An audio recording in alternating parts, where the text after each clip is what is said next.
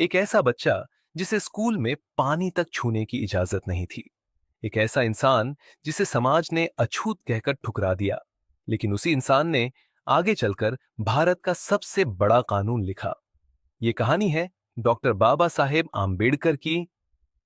14 अप्रैल 1891 मध्य प्रदेश के महू में एक बालक का जन्म हुआ। नाम था भीमराव।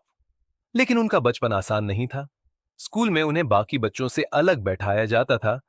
कोई उन्हें छूता नहीं था। पानी पीने के लिए भी उन्हें किसी और का सहारा लेना पड़ता था। छोटे भीमराव के दिल में यह अन्याय गहराई से बैठ गया। लेकिन उन्होंने हार नहीं मानी। उन्होंने ठान लिया, शिक्षा ही मेरी सबसे बड़ी ताकत होगी।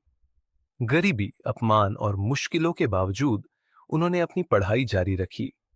मुंबई से पढ़ाई की और आगे की पढ़ाई के लिए विदेश गए।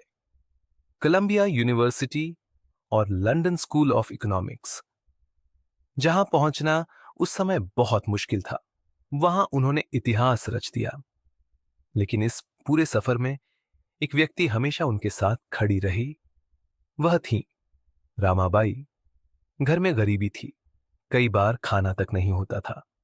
लेकिन रामाबाई ने कभी शिकायत नहीं की। उन्होंने बाबा साहेब को आगे बढ़ने की ताकत दी। वह उनकी असली शक्ति थी। उनके जीवन में दुख भी कम नहीं थे।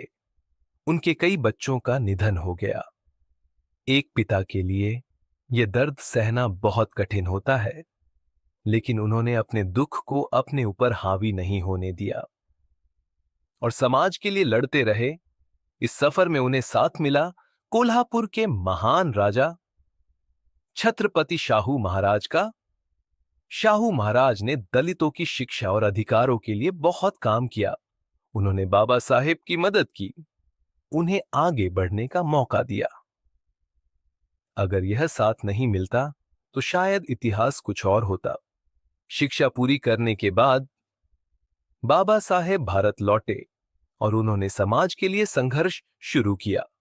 महाड सत्याग्रह, जहां उन्होंने पानी के अधिकार के लिए लड़ाई लड़ी। मंदिर प्रवेश आंदोलन, जहां उन्होंने समानता की मांग की। उनका एक ही लक्ष्य था, समानता और न्याय। 1932 में एक बड़ा विवाद सामने आया। ब्रिटिश सरकार ने कम्युनल अवार्ड घोषित किया, जिसमें दलितों के लिए अलग चुनाव व्यवस्था की बात थी। बाबा साहेब इसके पक्ष में थे, लेकिन महात्मा गांधी इसके खिलाफ थे। गांधी जी ने आमरण अनशन शुरू कर दिया।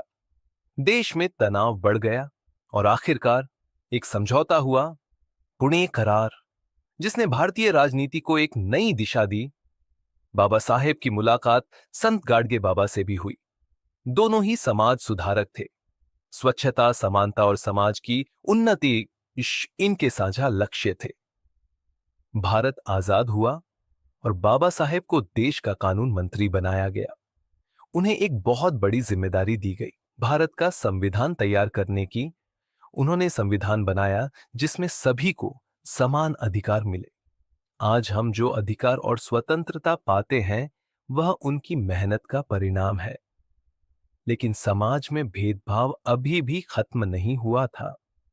इसीलिए उन्होंने एक बड़ा फैसला लिया। 1956 में उन्होंने बौद्ध धर्म अपना लिया और उनके साथ लाखों लोगों ने भी धर्म परिवर्तन किया। 6 दिसंबर 1956 एक महान युग का अंत हो गया। डॉक्टर बाबा साहेब आम्बेडकर इस दुनिया को छोड़कर चले गए, लेकिन उनके विचार आज भी हमारे बीच जिंदा हैं।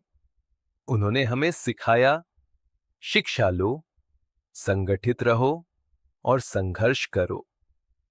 अगर आपको यह कहानी पसंद आई तो वीडियो को लाइक करें, चैनल को सब्सक्राइब करें और कमेंट में जरूर बताएं आपको बाबा साहेब से